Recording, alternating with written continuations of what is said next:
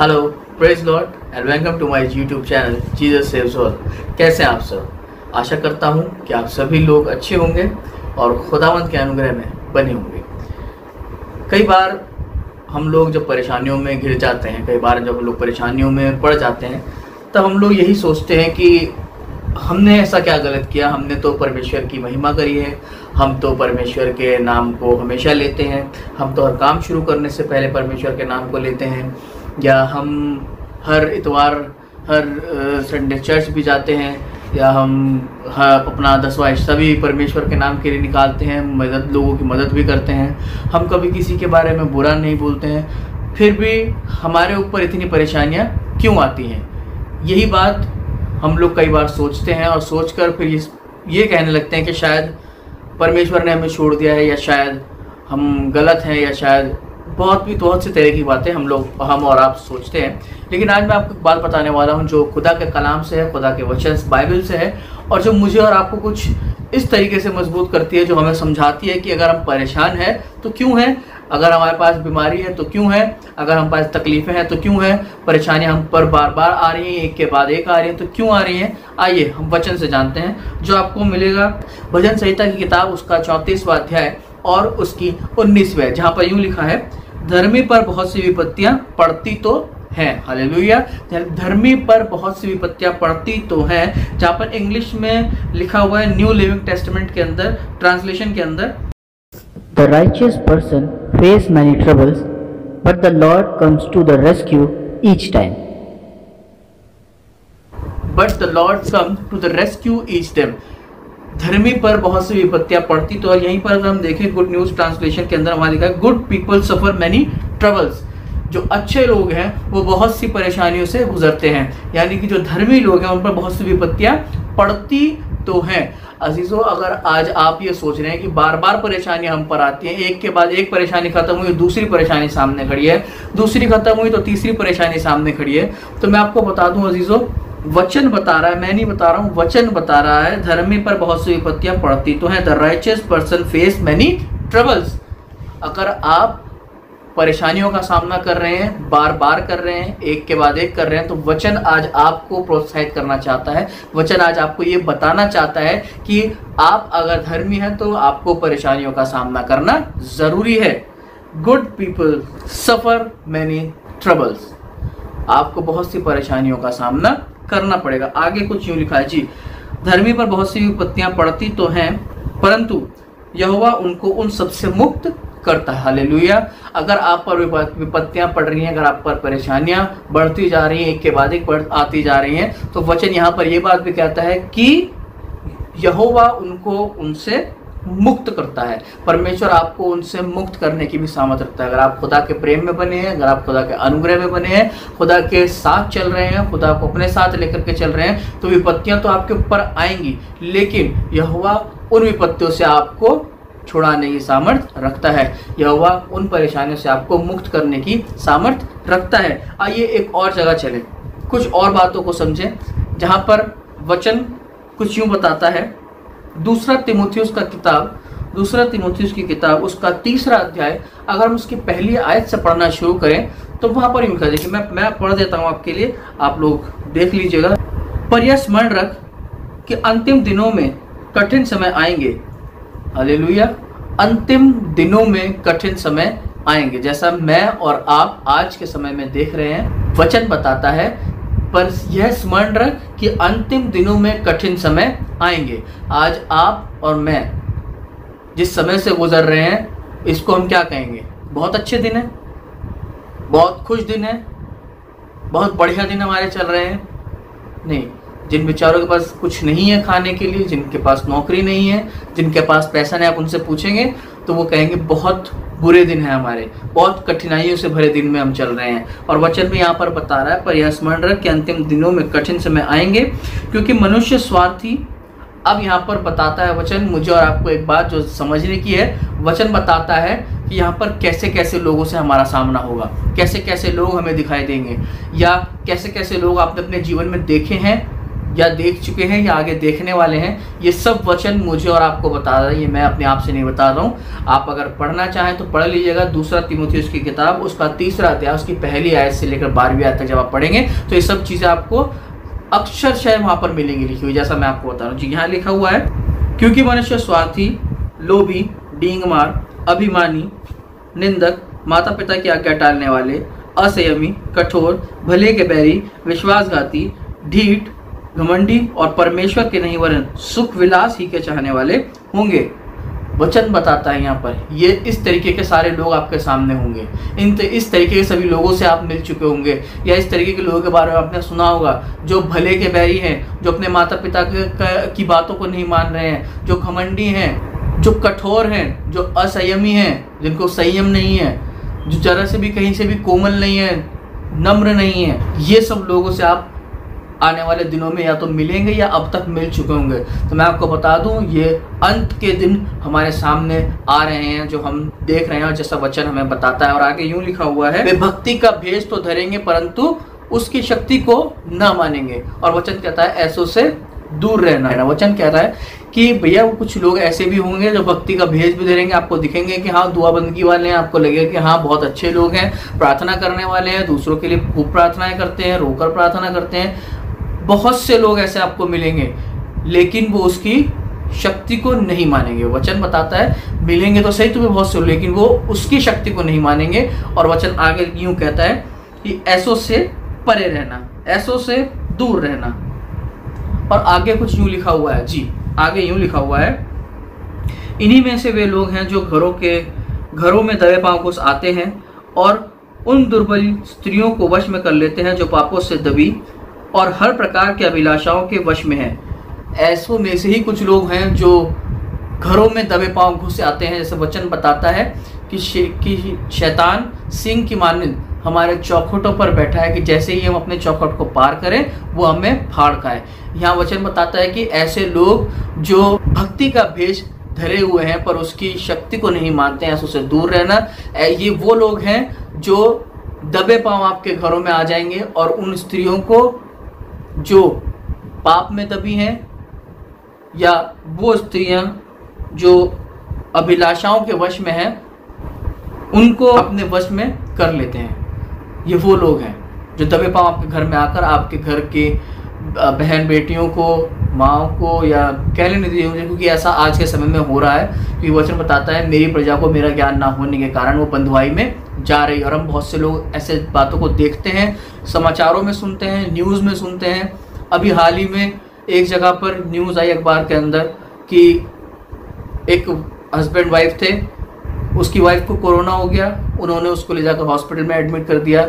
और वहाँ पर वो औरत जो थी, वो महिला जो थी शादीशुदा, उसका किसी अन्य व्यक्ति के साथ वहाँ पर प्रेम संबंध हो गया।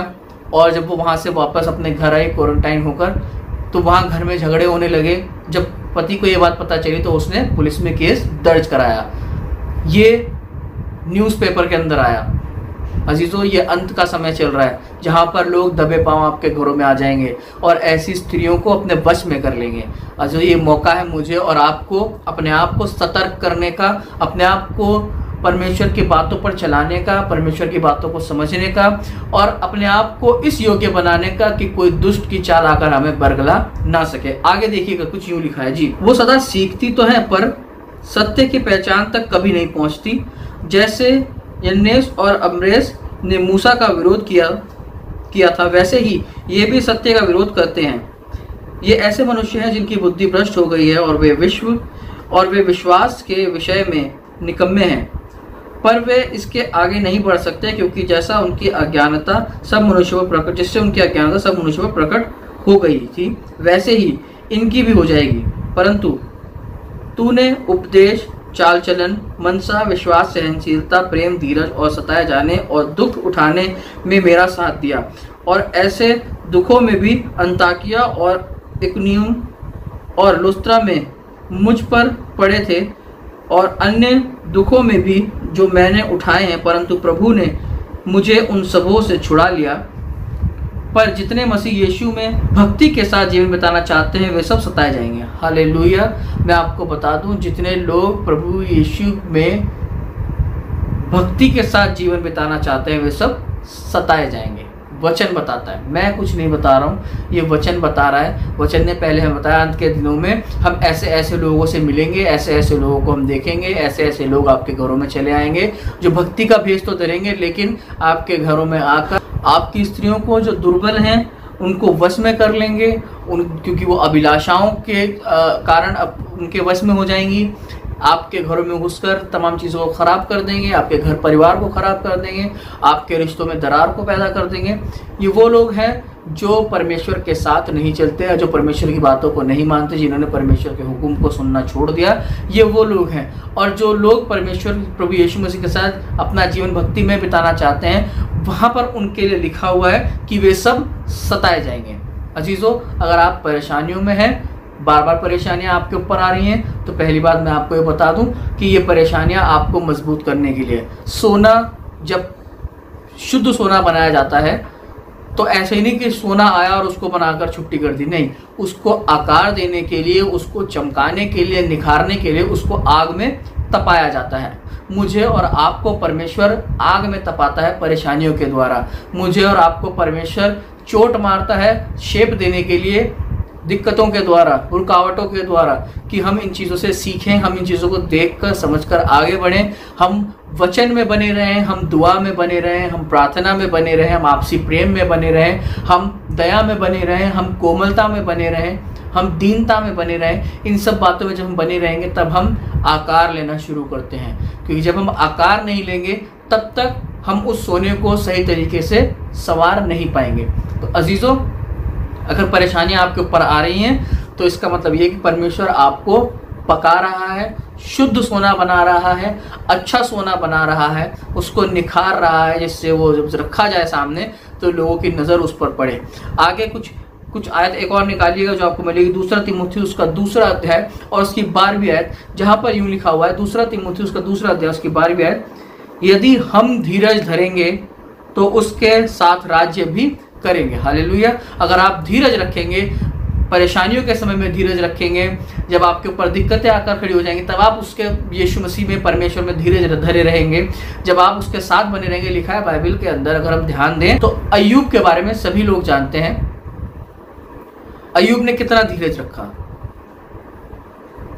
डैनियल के बारे में अगर देखें, डैनियल को जब शेरों की मांद में डाल दिया गया तो चिल्लाने नहीं लगा कि नहीं छोड़ दो मुझे, छोड़ दो। उसने धीरज रखा।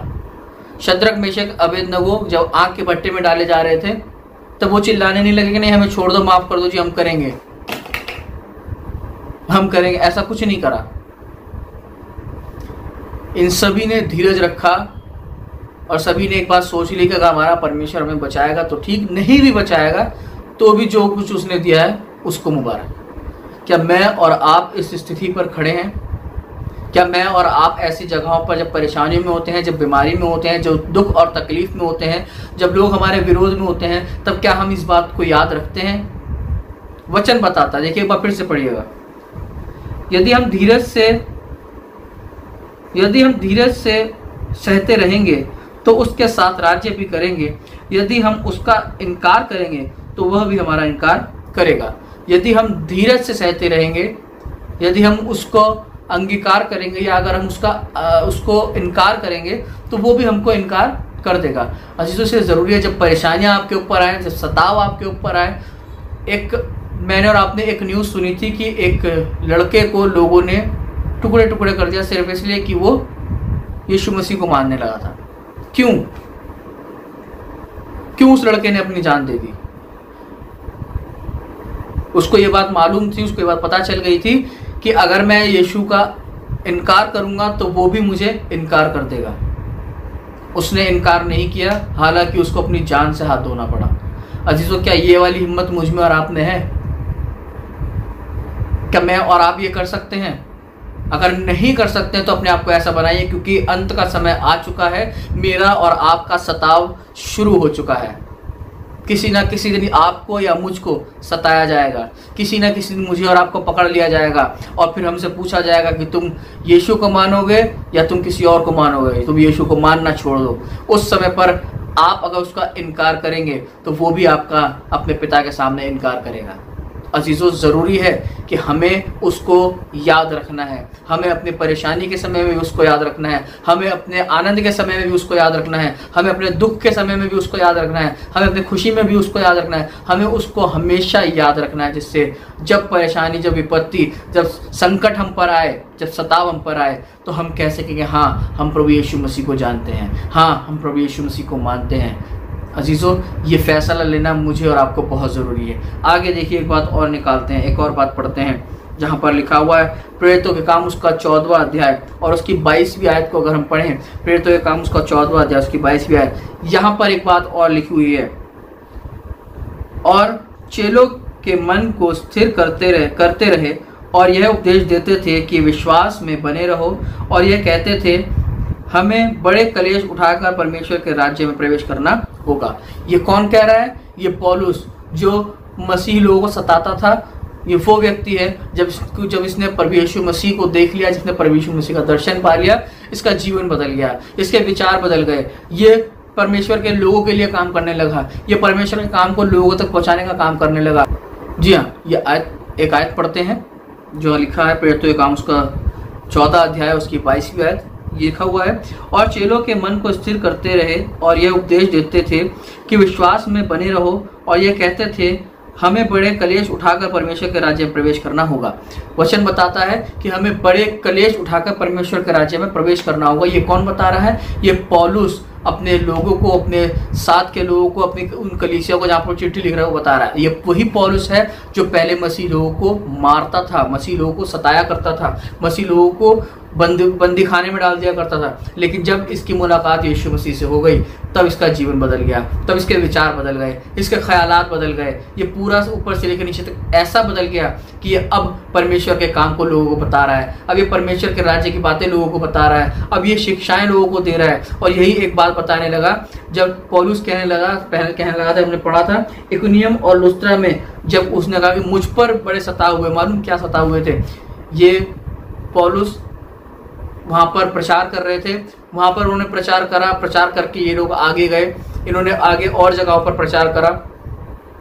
उस जगह पर लोगों ने इनका साथ छोड़ दिया, लोगों ने इनको पथरवाह किया, लोगों ने इनके बारे में बुरी बातें बोली। अगर आप अकेले हैं, इनको भी लोगों ने अकेला छोड़ दिया। आपके लिए कोई बुरा बोलता है, इनको भी लोगों ने बुरा बोलना शुरू किया। आपसे लोगों ने झगड़ा किया, इनके साथ भी लोगों ने झगड़ा किया। अगर आप ये सोचते हैं आपके साथ आज जो हो रहा है वो पहले कभी नहीं हुआ, मैं आपको बता दूं इन पौलुस के साथ भी बहुत बार ऐसा कुछ हुआ।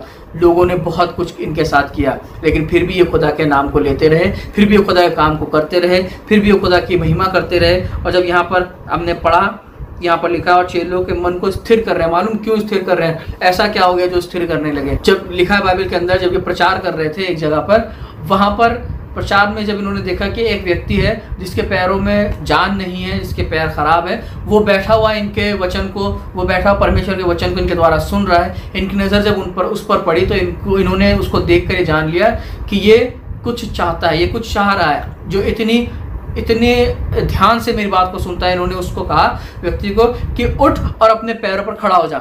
लिखा है बाइबल के अंदर वो व्यक्ति उसी समय उठा और खड़ा हो गया अपने पैरों पर। ये देखकर जो आसपास जो लोग बैठे थे उन्होंने देखा और उन्होंने कहा कि ये तो परमेश्वर, ये तो खुदा है, ये तो परमेश्वर है जो मनुष्य के रूप में हमारे बीच में आ गया है। ये वो बातें लोग आपस में बोलने लगे और जोर जोर से नारे लगाने लगे, चिल्लाने लगे।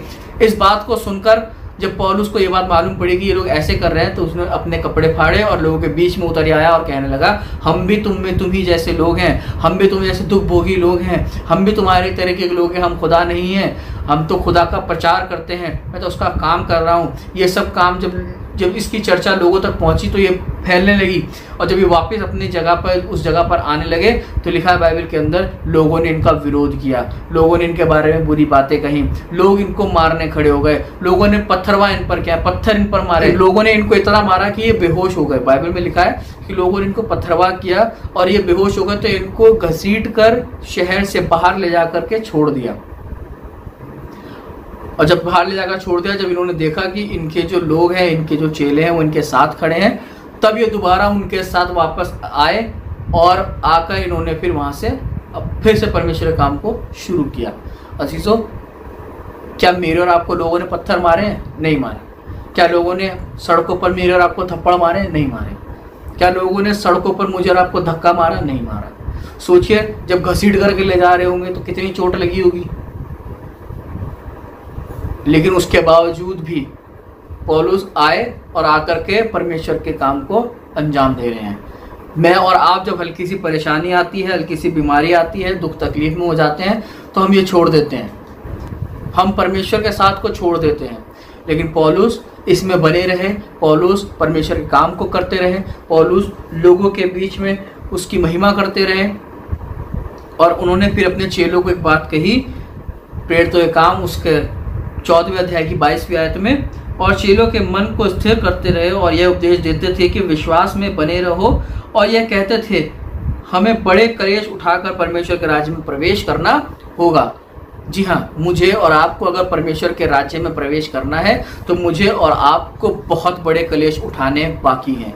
अभी आपने कोई कलेश नहीं उठाया, अभी तो सिर्फ लोग आपके विरोध में हुए हैं, या हो सकता है लोगों ने आपको मारा हो, लोगों ने आपको दुख तकलीफें दी हों, लोग आपके विरोध में खड़े हुए हों।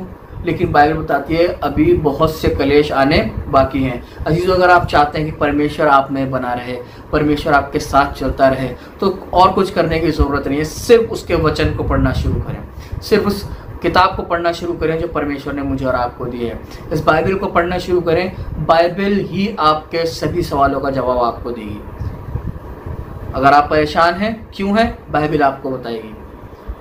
आपके साथ लोग क्यों नहीं हैं, बाइबल आपको बताएगी।